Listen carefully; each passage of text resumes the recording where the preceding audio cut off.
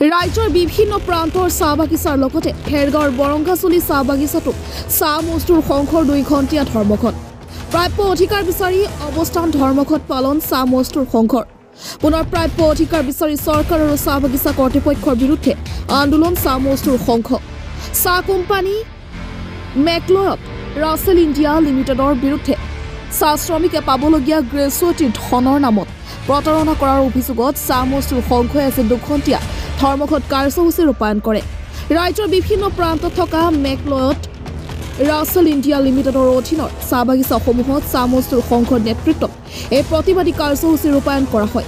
ৰাজ্যৰ অন্য প্ৰান্তৰ সমান্তৰালকৈ ওদালগুৰি জিলাৰ বৰংগাচলী চাহ বাগিচাটো চাহ মজদুৰ সংঘৰ বৰংগাচলী চাহ বাগিচাৰ প্ৰাথমিক গোটে চাহ বাগিচাৰ কাৰ্যালয় প্ৰাংগণত মেকলয়ত ৰাছেল ইণ্ডিয়া লিমিটেডৰ বিৰুদ্ধে তীব্ৰ প্ৰতিবাদ সাব্যস্ত কৰে। ধৰ্মঘটস্থলীত প্ৰতিবাদী চাহ শ্ৰমিকসকলে বিজেপি চৰকাৰ হাই হাই, অসম চৰকাৰ হাই হাই, মালিক পক্ষ গৌভিক, মালিক পক্ষ হুঁচিয়াৰ, আমাৰ দাবী মানিবই লাগিব, চাহ শ্ৰমিকক মাটিৰ পট্টা প্ৰদান কৰক, চাহ মজদুৰ সংঘ জিন্দাবাদ আদি শ্লোগানেৰে উত্তাল প্ৰতিবাদ সাব্যস্ত কৰে।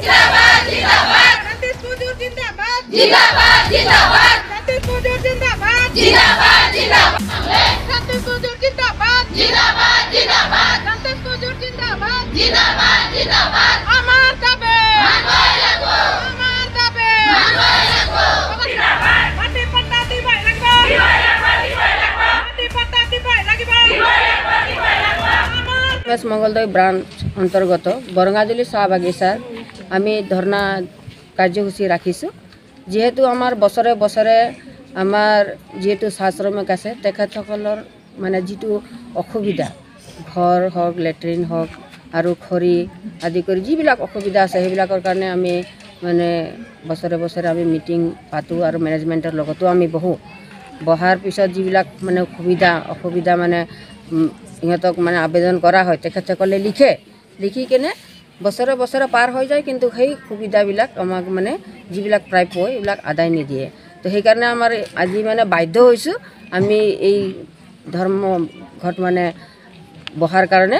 আৰু আজি আমাৰ চাহ শ্ৰমিকবিলাকে যেহেতু হাজিৰা যিটো পায় সেই হাজিৰাও আজি লোৱা নাই, তেখেতসকলে কাম বন্ধ কৰি আজি ইয়াতে ধৰ্মঘটত বহিছে। সেইকাৰণে আমি মেনেজমেণ্টক আহ্বান জনাইছোঁ যাতে অতি সোনকালে আমাৰ যিটো অসুবিধা আছে আমাৰ চাহ শ্ৰমিকৰ সেইটো সোনকালে আদায় দিয়াৰ বাবে অনুৰোধ জনাইছোঁ। আৰু ইয়াতে আমাৰ আৰু এটা আবেদন আছে, আমাৰ চৰকাৰে বহুত বছৰৰ পৰা কৈ আছে মাটিৰ যিটো কোৱাৰ্টাৰ আছে সেইবিলাক পাট্টা দিয়াৰ বাবে, কিন্তু সেই পাট্টাটো এতিয়ালৈকে আমাক দিয়া নাই। কিন্তু আমি অৱগত শুনিছোঁ যে আমাৰ আপাৰ আসামত বহুত কেইটা বাগানৰ চাহ শ্ৰমিকবিলাকক দিয়া হৈছে, কিন্তু আমাৰ লয়াৰ আসামৰ যিবিলাক আমাৰ শ্ৰমিক আছে এই কোৱাৰ্টাৰবিলাকত আছে তেখেতসকলক দিয়া নাই। সেইকাৰণে মই আমাৰ চাহ শ্ৰমিকৰ তৰফৰ পৰা বিশেষভাৱে অনুৰোধ জনাইছোঁ যাতে অতি সোনকালে এই আমাৰ যিটো দাবী পূৰণ কৰে যায়। প্ৰাইমাৰী ইউনিটৰ প্ৰেচিডেণ্ট মই আজি আমাৰ বাগানত যিটো আমাৰ মেকলয়ত ৰাছেলক মই আমাৰ যিটো মেকলয়ত ৰাছেলত যিটো আমি বহুত কিছুমান এৰিৰ পৰা বঞ্চিত আছোঁ। যেহেতু আজি আমি ক'ব গ'লে আমাৰ যিটো গ্ৰেজুইটি টকা আমাৰ যিটো 3 কিস্তিত পোৱা জেগাত আমি 2 কিস্তিতে আমাক মানে কোম্পানী চল্টাই দি আছে। গতিকে মই আমাৰ সমূহ ৰাইজ মিলি আজি এই ধৰ্ণা কাৰ্যত বৈঠকত আজি সকলো ৰাইজ মিলি আজি এই ধৰ্ণা কাৰ্যসূচীত বহিছোঁ। যেহেতু আমাৰ এই গ্ৰেজুইটি টকাবোৰ আৰু চৰকাৰক মই এটা ৰিকুৱেষ্ট জনাইছোঁ, যিহেতু আমাক যিটো বিজলী বিলৰ 30 ইউনিট বা 40 ইউনিট আমাক ফ্ৰী দিবলৈ মই চৰকাৰক মই অনুৰোধ জনাইছোঁ। আৰু আমাৰ যিটো বাগানৰ ওজৰ আপত্তি এইবিলাক বহুত নানা ধৰণৰ আছে, ক'ব গ'লে এই দীঘলেই হৈ যাব। কিন্তু এতিয়া আমি বৰ্তমান যিটো আমাৰ আজিৰ ধাৰণা কাৰ্যসূচীৰ যিটো বিতংভাৱে আমি এইটো ৰাইজে মিলি আজি এই ধৰ্ণা কাৰ্যসূচীত আমি বহিছোঁ।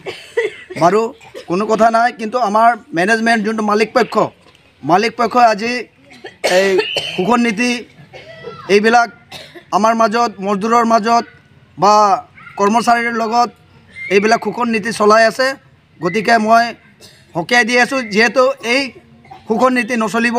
আৰু মই এইখিনি কৈ মোৰ বক্তব্য মই আজি খুবেই দুঃখিত হৈ পেলাই আজি আমি ধৰ্ণা দিবলৈ বাধ্য হৈছোঁ। কাৰণ আমাৰ মাজত বহু বছৰ ধৰি পেলাই সা সুবিধাবোৰ চবেই ৰাইজে ডেলিগেট হওক উপকৰ্মচাৰী হওক চবেই সা সুবিধাবোৰ বহুত পলম হৈছে দিবলৈ আৰু বহুতখিনি আমি নোপোৱা হৈছোঁ। সেই গতিকে বহুতখিনি আমাৰ মাজত দুঃখিত হোৱাৰ কাৰণে আজি চবেই ৰাইজে গোট হৈ পেলাই আজি ধৰ্ণা কাৰ্যসূচী আমি ল'বলৈ বাধ্য হৈছোঁ। আৰু সেই গতিকে চৰকাৰক আমি সকীয়াই দিব বিচাৰিছোঁ যে আমাৰ মাজত যিমানে চৰকাৰী সা সুবিধাবোৰ আমাৰ ঘৰ ভিতৰতো আমি ইমান দিন ধৰি আমি পোৱা নাই। আৰু লগতে আমাৰ মাজত বহুত বেলেগ বেলেগ ষ্টেটত আমি চাবলৈ পাওঁ কি কাৰেণ্ট বিলটো চবে ৰাইজৰ দৰিদ্ৰ হওক চবে ৰাইজক মানে তেওঁলোকে একেবাৰে দিয়া নাই। সেই গতিকে আমাৰো যাতে সেই কাৰেণ্ট বিলটো আমাক যাতে তেওঁলোকে আমাকো সেই সুযোগটো দিব লাগে আৰু সেইটো আমাক সেইটো উঠাই দিব লাগে। কাৰণ আমি খুবেই দৰিদ্ৰ শ্ৰেণী যিমানে চাহ বাগিচাত কাম কৰা মানুহকেইটা ইমান দিল্লীত থকা মানুহকেইটা ইমান ডাঙৰ দিল্লীত হওক ৰাজস্থানত হওক পঞ্জাৱত হওক ইমান লাখপতি কৰোড়পতি মানুহকেইটা আছে। কিন্তু আমাৰ ইয়াতে গৰীব দৰিদ্ৰ শ্ৰেণীবোৰ কিন্তু আমাৰ ইয়াতে তেনেকৈ সা সুবিধা পোৱা নাই। আমি খাবলৈ অসুবিধা পাওঁ তো আমাৰ ল'ৰা ছোৱালীক কেনেকৈ সুযোগ দিব পাৰে। সেই গতিকে আমাৰ এই অসম ৰাইজৰ যিমানে চাহ বাগিচাত থকা সকলো ৰাইজৰ এই কাৰেণ্ট বিলটো যাতে আমাৰ একেবাৰে মুক্ত কৰি দিয়ে যায়।